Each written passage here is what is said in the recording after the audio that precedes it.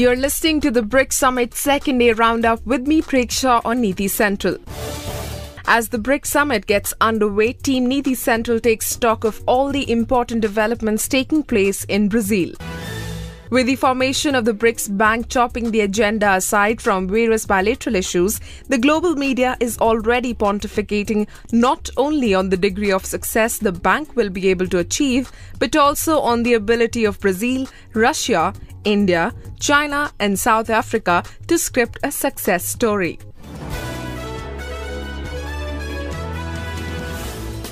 China securing its energy demands further penetrates South America. The Chinese premier, before heading to Brazil, spoke to media persons from Brazil, Argentina, Venezuela and Cuba, at length outlining the purpose of his trip and giving some insights into the expected outcome of the China, Latin America and the Caribbean summit he scheduled to attend as well. In the interview carried by Zhang Pengfei of Xinhua on cctv.com, which was replete with quotes from Chinese philosophers, thinkers and literary references, the president is quoted as saying, "To deepen cooperation means we need to make strategic planning for BRICS' future development. At the Durban summit last year, I proposed that BRICS should move towards the goal of integrated markets, multi-tiered network, connectivity by land, air and sea, and greater cultural exchange. This is my keen expectation for closer economic partnership among BRICS." When questioned on the outcome of China and Brazil's partnership, President Xi replied that China remains Brazil's largest trading partner and Brazil has become China's ninth largest trading partner. China is ready to work with Brazil under the principle of mutual benefit to promote sustained growth of two-way trade. His answer vis-a-vis Argentina was more revealing, with the leader saying the two sides have had productive cooperation in energy, resources, agriculture, infrastructure development and finance. The fact that China has become the second largest trading partner and the third largest source of investment of Latin America and the Caribbean cooperation in energy and resources, infrastructure, finance, agriculture, manufacturing and high-tech has produced rich results is indicative of China's deep economic penetration and grip of the Latin American markets.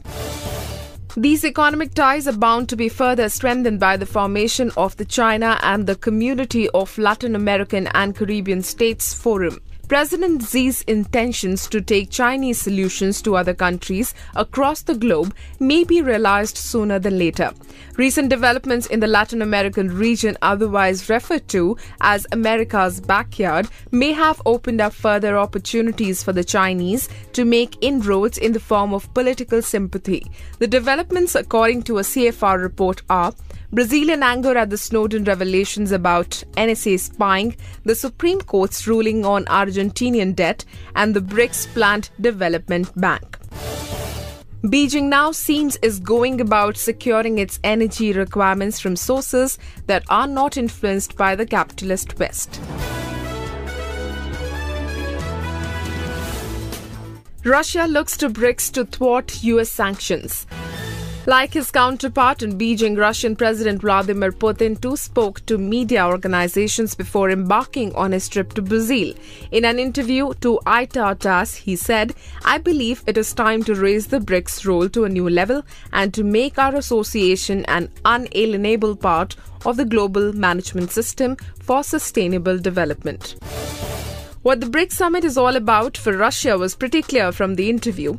He emphasized that in the economic sphere, we are going to discuss the IMF reform, the increasing cases of unilateral sanction, strengthening the rule of international law, and the United Nations' leading role in the international system. Russia's concern mainly revolves around the West's degree of influence and its bid to keep Russia out of global economic circles. To counter that, Russia has suggested that not only the BRICS nations set up the bank, but also a foreign currency reserve pool should be made. This is being seen as a coup of sorts, says Peter Hobson in the St. Petersburg Times. He writes that each country would hold the amount in their own reserves. In the event of a crisis, the pool would be used to buy up the unlucky country's local currency to staunch the outflow of capital.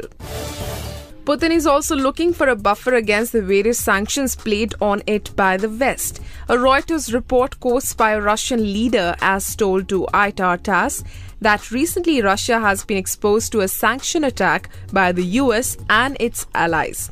Russia is also looking at doubling its trade with Brazil.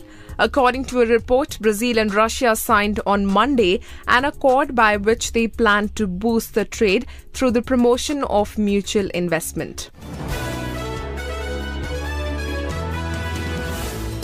Challenges facing Modi. At the BRICS Summit, the bone of contention between India and China is the location of the BRICS Bank. While China may feel it ought to be Shanghai if it is to be the largest contributor, some Chinese economists have the idea of New Delhi playing host to the bank, that this is a viable option as well. Zhu Dan of CCTV.com in his reports quotes Ting Lu, who is the head of China Economics, Bank of America, Merrill Lynch, as saying, "Of course, as Chinese, I prefer it's in Shanghai, but New Delhi is also a very good place. I think it's quite logical to put the headquarters in New Delhi, so I believe both of them have quite a good chance." Manjeet Kriplani, writing for the Financial Times blog, however, feels that Mumbai would be the ideal place to set up the bank. Among various other reasons cited, she feels Mumbai is a microcosm of the developing world. With its urbanization, population, poverty and security challenges, it is the perfect laboratory for the bank. These could also very well be the reasons Mumbai's name has not cropped up. But has an argument already been reached? A Reuters report in The Guardian carries a quote by Russian presidential advisor Yuri Ushakov saying that the bank's headquarters will be located in Shanghai. This is fixed in the documents. Another indication says the report is that an Indian government official played down the debate on Monday and said India's top priority was to make sure members of the institutions all had equal voting rights. The BRICS platform itself is under immense scrutiny, especially because it offers emerging countries a way out from institutions that have been historically dominated by the West and which refuse to give way to new economic and political realities. The BRICS Bank, Currency Reserve Pool are all being largely viewed as opponents to existing financial structures, even though some feel they can work alongside just fine. So can these nations get together and alone achieve what they have set out for and bring out a change in the established world order? The answer might lie in reverse sparking. Yes, you heard it right.